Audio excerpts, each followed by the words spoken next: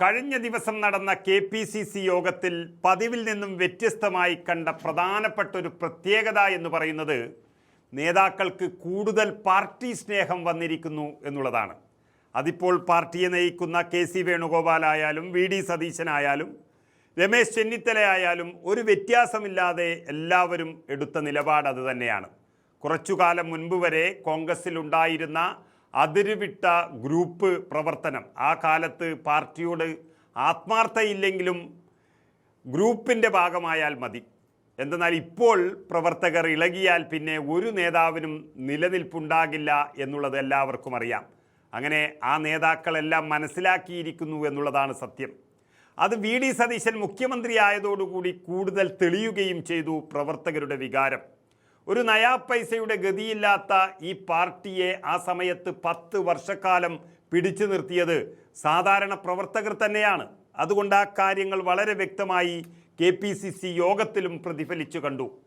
സണ്ണി ജോസഫിനെ പോലെയുള്ള തൻ്റെ പദവിയെല്ലാം മറന്ന് സ്വന്തക്കാരെ പിടിച്ച് കസേരയിൽ ഇരുത്തി നാണക്കേടുണ്ടാക്കി ഒഴിച്ചാൽ ബാക്കിയെല്ലാം പാർട്ടിക്കധിഷ്ഠിതം തന്നെയാണ് എന്ന് വ്യക്തമാക്കിയിരിക്കുന്നു. ഇത് മത്സരിച്ച് സമ്മതിക്കുകയായിരുന്നു ഇന്നലത്തെ യോഗത്തിൽ നേതാക്കളെല്ലാം ചെയ്തത്.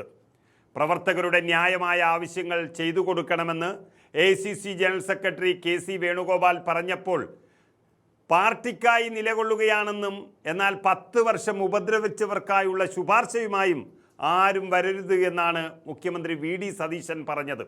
എന്നാൽ ആ 10 വർഷത്തെ രാഷ്ട്രീയ വേട്ടയുമായി ബന്ധപ്പെട്ട കേസുകളെല്ലാം ഞാൻ നോക്കിക്കൊള്ളാമെന്ന ആഭ്യന്തരമന്ത്രി രമേശ് ചെന്നിത്തലയുടെ ഉറപ്പും കിട്ടിയിരിക്കുന്നു.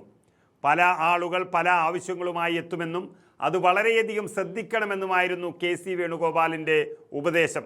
അത് ഗൗരവമായി തന്നെ എടുത്ത മുഖ്യമന്ത്രി ചില നിർദ്ദേശങ്ങളും മുന്നോട്ട് വച്ചു. സർക്കാരിൻ്റെ പ്രവർത്തനങ്ങൾക്ക് പൂർണ്ണ പിന്തുണ ആവശ്യപ്പെട്ട മുഖ്യമന്ത്രി VD സതീശൻ മന്ത്രിമാരുടെ ഓഫീസുകളിലേക്ക് ശുപാർശ ചെയ്യുമ്പോൾ സ്വയം സ്കാൻ ചെയ്യണമെന്നുള്ളൊരു മുന്നറിയിപ്പും നൽകി.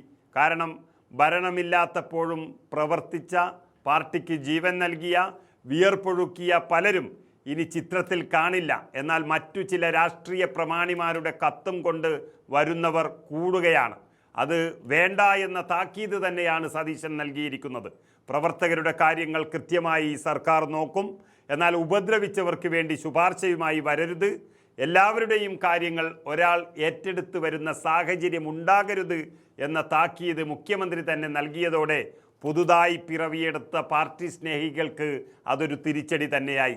ഇന്നലെ വരെ പാർട്ടിയെ പുച്ഛിച്ച് ഭരണം കിട്ടിയപ്പോൾ ഒരു വെള്ളക്കതറും വാങ്ങിയണിഞ്ഞ് തിരുവനന്തപുരത്തേക്ക് വണ്ടി കയറുന്ന പുതിയ കോൺഗ്രസുകാർ മറ്റു പാർട്ടിക്കാരെക്കാളും അപകടകരമാണെന്ന സന്ദേശമാണ് ഇവിടെ മുഖ്യമന്ത്രി നൽകിയിരിക്കുന്നത്.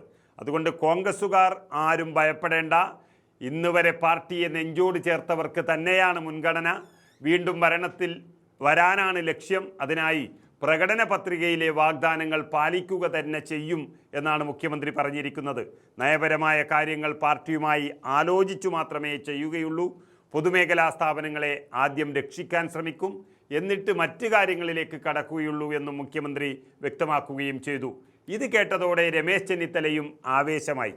10 വർഷത്തിനിടെ പ്രവർത്തകർ രാഷ്ട്രീയ വേട്ടയ്ക്കിരയായ കേസുകളുണ്ടെങ്കിൽ അത് പ്രത്യേകം പരിശോധിക്കുമെന്നും അതിലുൾപ്പെട്ട പ്രവർത്തകർക്ക് നിയമസഹായം ഉൾപ്പെടെ നൽകാൻ പാർട്ടി സംവിധാനമൊരുക്കുമെന്നും രമേശ് ചെന്നിത്തലയും ഉറപ്പു നൽകി. അങ്ങനെ പാർട്ടിയെ സ്നേഹിക്കാനും ഉത്തരവാദിത്വത്തോടെ സ്നേഹിച്ചുകൊണ്ട് മുന്നോട്ട് നയിക്കാനുമുള്ള ഉറപ്പാണ് പ്രവർത്തകർക്ക് കഴിഞ്ഞ ദിവസം നേതാക്കന്മാരെല്ലാം നൽകിയ ഉറപ്പ്.